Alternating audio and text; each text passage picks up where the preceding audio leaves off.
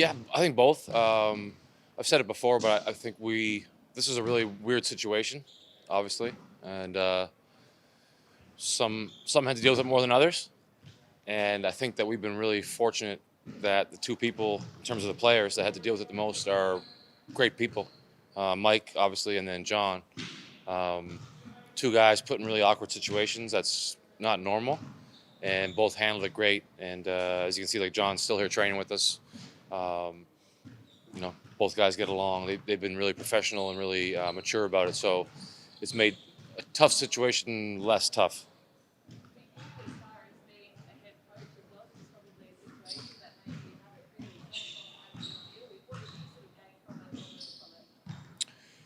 It'd be kind of like if your significant other said, "We need to take a break," and then you had to sit there and watch them go out with other people. And that's basically what happened. So again, got to give Mike credit because he's still here working hard with the guys. Maybe it's a little easier because he was hurt to deal with it, but yeah, they come up pretty good now. I don't think it's going to hurt us moving forward if we can get healthy.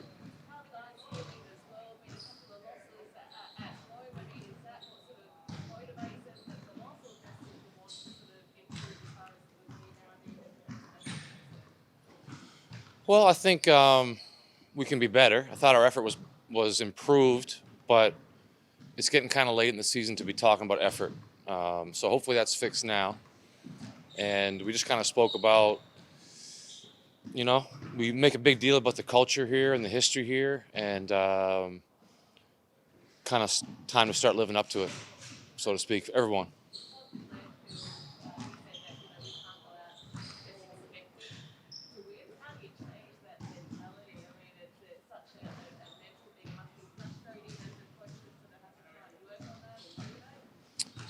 Yeah, I mean, I think as a coach, you can motivate in the short term, but that's going to wear pretty thin in the long term. It's not dependable, so you depend on the team to motivate themselves. And we have good guys here. They just maybe they needed a little bit of a wake up call. It's also we're shorthanded. Like we're playing good teams with two really good players out.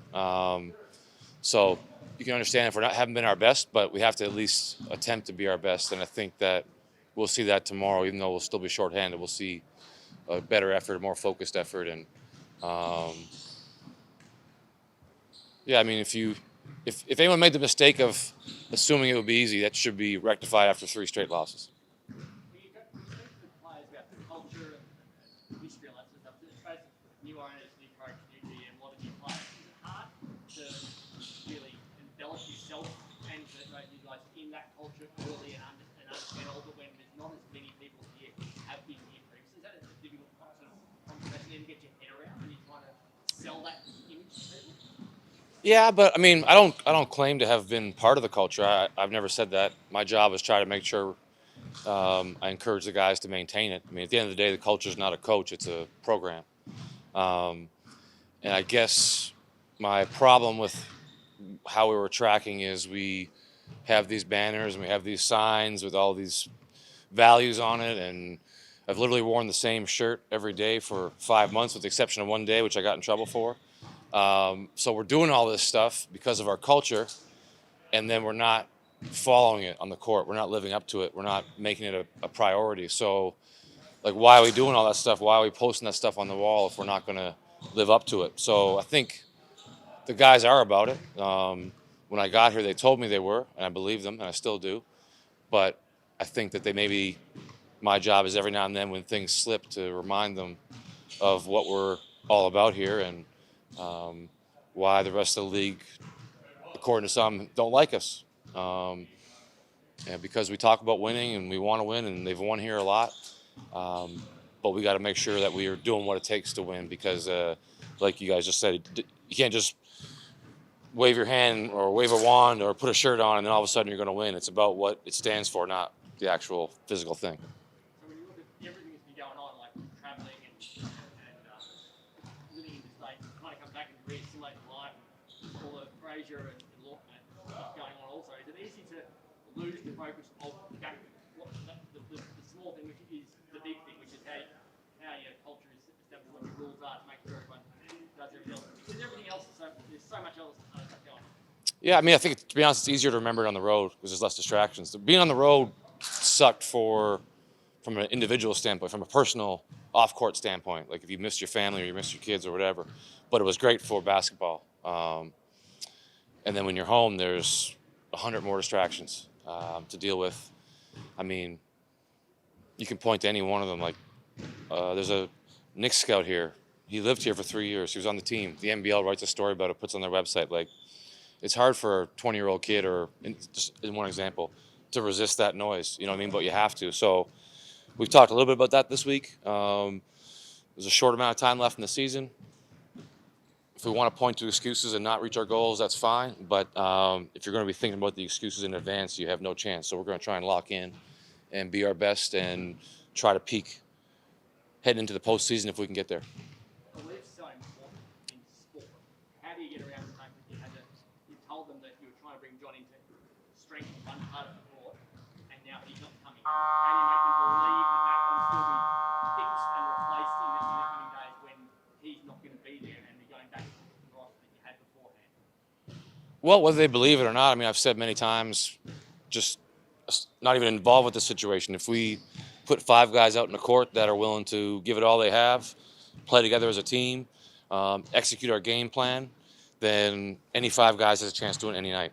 That being said, we can put our handpick the 5 most talented guys, and if they don't do those things, we have no chance to win. So I think it's just part of the business. They understand that. You try to put the best group you can.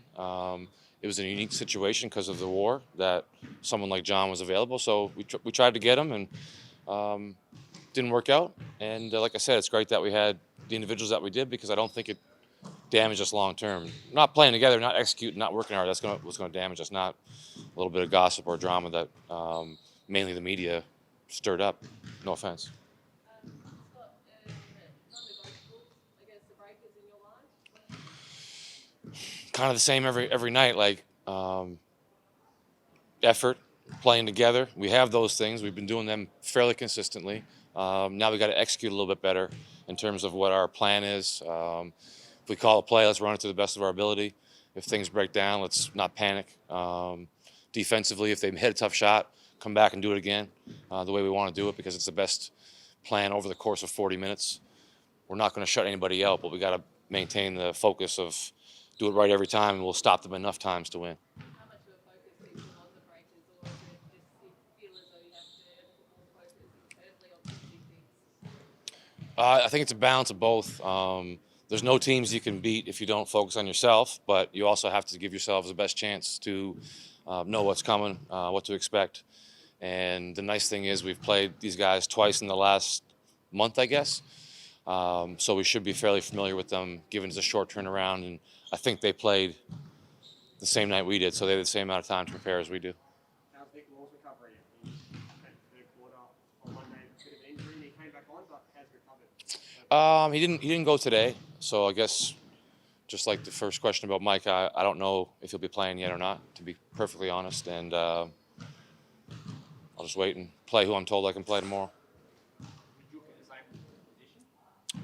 Yeah. Is he injured or Is he hurt or is he injured? It's like a hockey. is he injured or sick? I think I believe he has a non-COVID related issue, and just precautionary for him and everyone just to keep him away from the group. We didn't do much today anyway, so I'd rather err on the side of guys being rested and healthy. And Mitch has been Sorry. tracking. Mitch Norton has been tracking. I think he's on track to be back next week. I'll knock on wood, but he's on pace to where he's supposed to be, but won't be there tomorrow.